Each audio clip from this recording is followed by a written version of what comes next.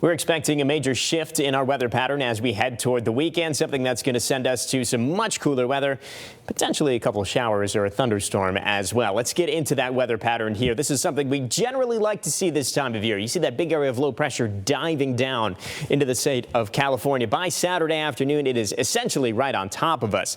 That is much cooler air, and that's actually a weak storm system, so it has the potential to bring us a little bit of rain too. So we're really going to feel the effects of that, especially into this weekend.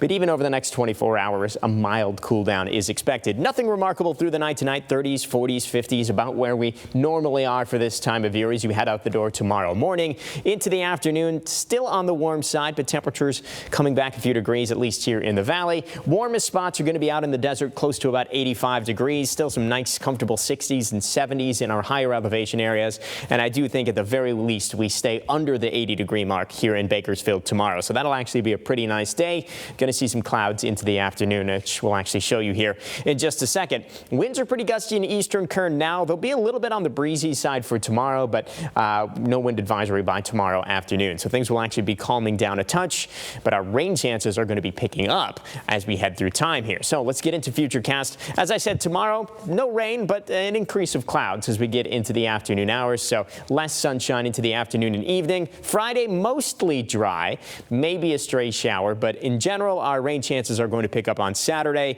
and especially as we get towards Saturday afternoon, we're going to probably see some development of showers, maybe even a few thunderstorms out there. Not everyone is going to see rain, and certainly not everyone is going to hear rumbles of thunder, but both are possible as we get into the weekend, so we're going to keep a very close eye on the Saturday forecast. A more detailed look at tomorrow. Very comfortable day, highs in the 70s. As I just mentioned, though, clouds are increasing as the day goes on, so not quite as much sunshine into the afternoon and probably mostly cloudy by the evening.